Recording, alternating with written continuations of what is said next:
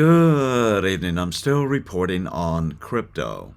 Right now, please remember to like, share, and subscribe below. According to the most respected news source in the cryptocurrency Bitcoin space, Cointelegraph.com, President Trump has changed his tune on Bitcoin. During his presidency, Trump dismissed crypto as a scam and reportedly ordered the Secretary of the Treasury to go after Bitcoin. But in a recent interview on Fox News, Trump now says that he knows people who want to pay in Bitcoin. I'm seeing people wanting to pay Bitcoin, and you are seeing something that's interesting, so I can live with it one way or the other. This is likely someone close to him, someone he trusts, a family member. Regardless, this is the biggest news in the history of crypto news, as Bitcoin is currently nearing its all-time high. Just before Trump's inauguration on December 2006, one of the organizing members of his first national security team called a meeting in Charlottesville, Virginia, to introduce me to about a dozen like-minded, well-connected Republicans in Virginia. They asked me what they could do to help push the idea of monetary reform again, because even then they were concerned about the destabilizing power of the ever-increasing national debt. I was considered the leading figure on monetary reform at that time. That doesn't mean I was the smartest one, just the most widely known.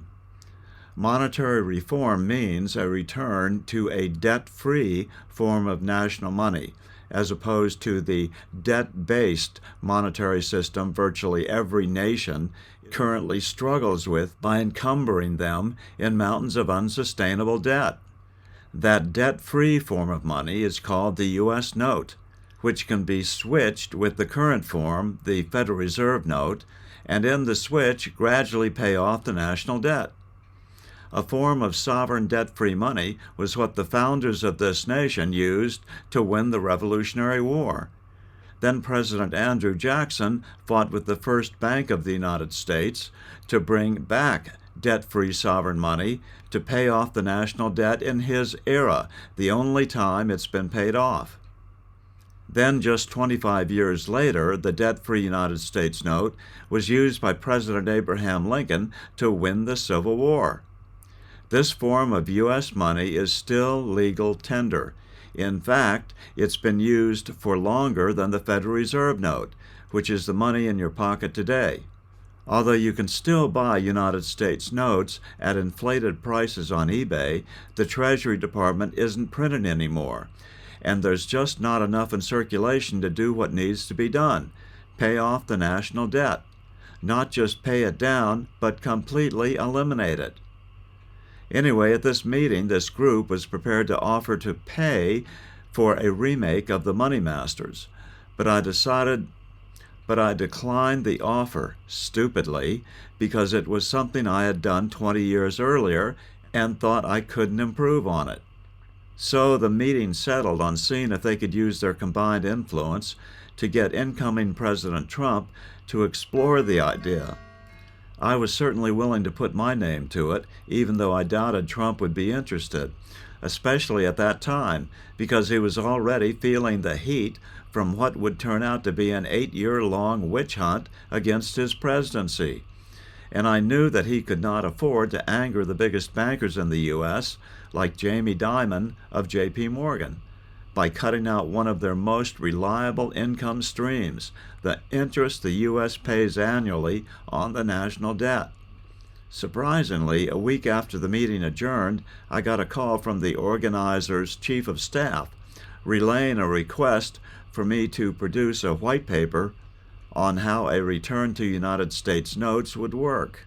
I was very excited. It seemed to me quite possible that this military officer had spoken to President-elect Trump and he had expressed some interest in the topic. So I cranked one out, sent it in, then weeks went by. I assumed that my initial doubts that the new president would not want to take such a step at this critical time had been confirmed. However, Just before his inauguration, Trump held his first press conference at his new hotel in the refurbished old post office building in the middle of the National Mall in Washington, D.C.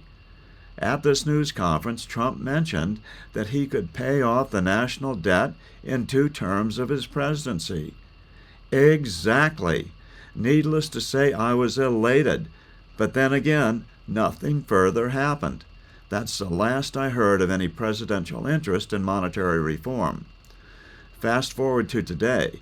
Trump is now approving of a complementary currency, Bitcoin. And I'm guessing he means the entire cryptocurrency spectrum as well, because it would be impossible to pick winners and losers from the hundreds of forms of crypto out there now.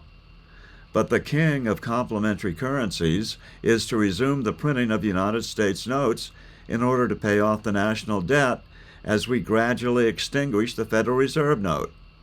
This is the one thing that could quickly restore America to the greatness it enjoyed at its peak in the 1960s. It's a good thing that I had misplaced this white paper for all these years, but just a couple of weeks ago I found it languishing on an old hard drive. But it's not quite ready for prime time. I wrote it hurriedly then, and now 8 years later I see some errors that I haven't had time to iron out. But now a big chunk of my time has been freed up, and I'll be getting back to revising this monetary reform white paper and see if we can get it into the hands of some trusted person currently in Trump's closest orbit. And a few of you probably know exactly who I have in mind. In the comments section below, please give me your advice on this. It's quite literally America's last shot. It better be a good one. I'm still reporting from just outside the world citadel of freedom. Good day.